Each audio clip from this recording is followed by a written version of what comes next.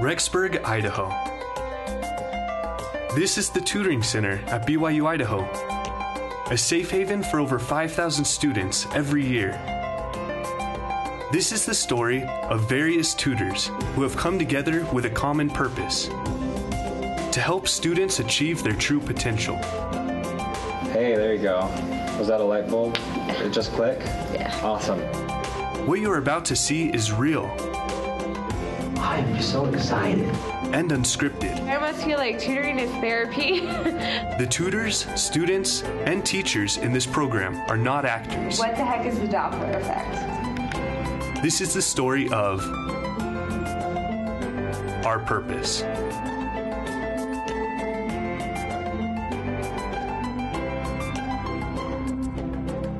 My name is Kevin Anthony. I'm a music major at BYU-Idaho.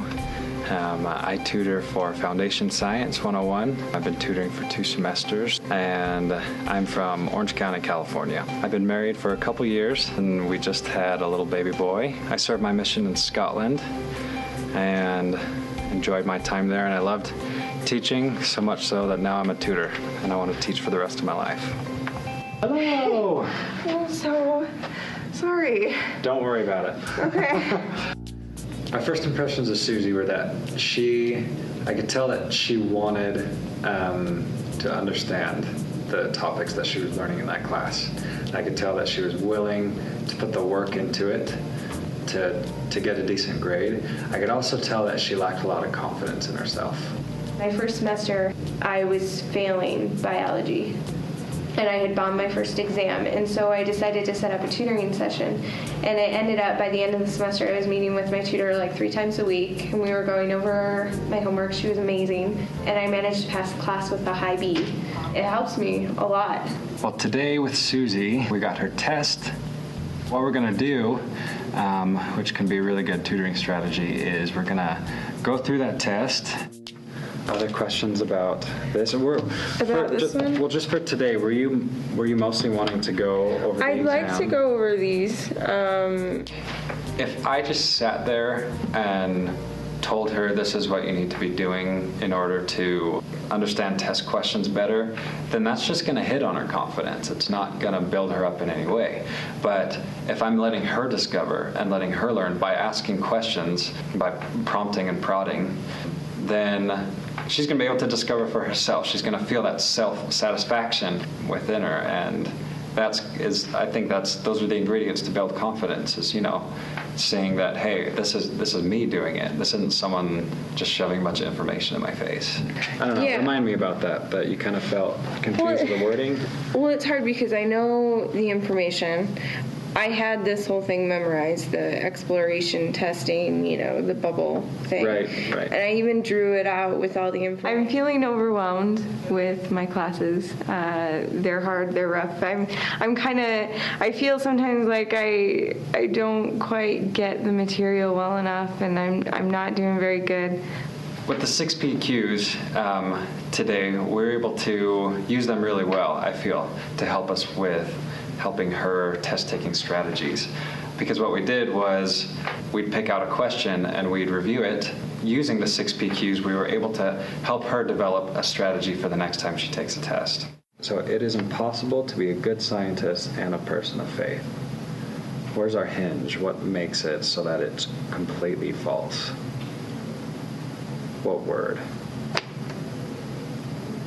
Every question almost needed all the P's. We'd preface it and pace it. I would ask her about the content of the question, but also I would ask her about, I would ask her to tell me what her thoughts were as she was reading the question. Okay, so while taking the test, what threw you off about that question? Regarding the radioactive decay of uranium. We got to probe and prod from there because I don't know if she fully realized exactly what her process was with answering a lot of those questions, because a lot of them were pretty tricky, just how they were worded, and the way they were worded isn't exactly how she would word them or how she thinks, and so I would prod her to reword them to how, to thoroughly read it, and then to reword it so that it's in a format that she can understand. I don't know, it might be a matter of just rewording it in your head. I don't like his wording for his test. I don't remember all of my learning disabilities. I know I couldn't, I had failed kindergarten because I couldn't learn the alphabet and the phonics. I still can't spell out words. I have everything memorized. I can read really well now. I've learned to adapt. Math is still very difficult for me. Like, I didn't even know if I would graduate high school. I was sitting there in my cap and gown and I thought they weren't going to call my name.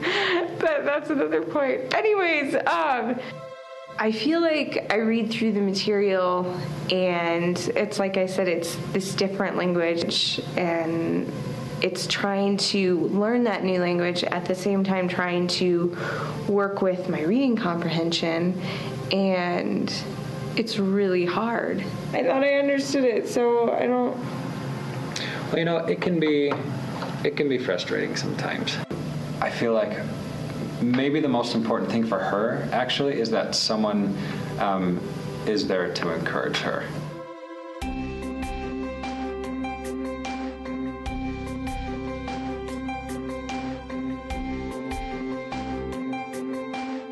So, my name's Nick Blight from Blackfoot, Idaho, and I've been a tutor for a long time, I guess 2009, so a couple of years.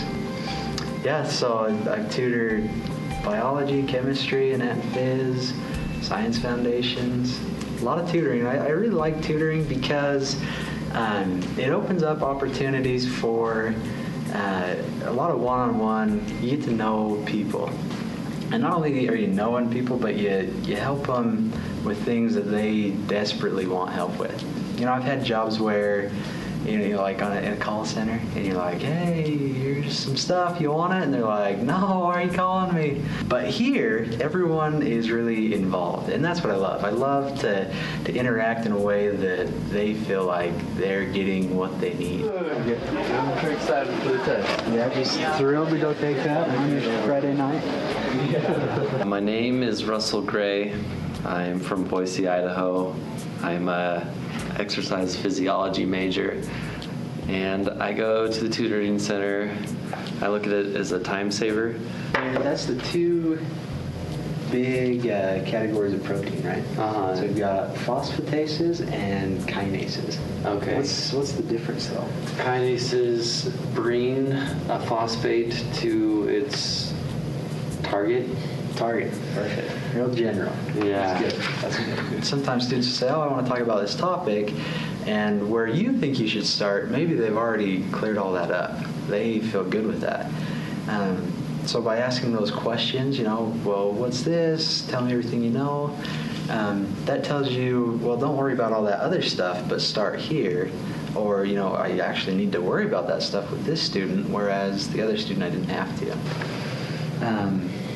So activated relay molecule, can you think of an example of an activating... Is that like camp? Like camp. Prod is also a really important question. A lot of times I think students know more than they think they do. And sometimes it just takes a question to get them to realize that they know it. Things like, if you had to guess, or between these two things, what would you say is the one we're going to deal with? So, say everything I just said back. Okay. What's going on here? So the P that I look to make sure that the students are on the same page on where they need to be is really that last P, processing. Throughout the session, if I can tie things back to what we talked about before and make sure that the processing is still happening. With this session with Russ, there was a time where we went through a whole big long pathway and he got it. We went back through and he nailed it. But later on in the session, I asked a question back to that and he started to get mixed up. Turns it into camp? No. So I think processing is the most important because it's not just a one-time thing. You gotta, for me, I think it's most effective to go back a few times. Well, there's just certain things that Nick does that would make him an ideal tutor, in my opinion. Before the tutoring session even begins, he's organized and asking what different subjects we want to cover during the tutor session. Nick just has a really kind personality, so you're not intimidated by him. You feel comfortable when you're with Nick. Okay, well, I guess good luck on the test. Thank you. So, I think it'll be Been a big help through the whole process. Yeah.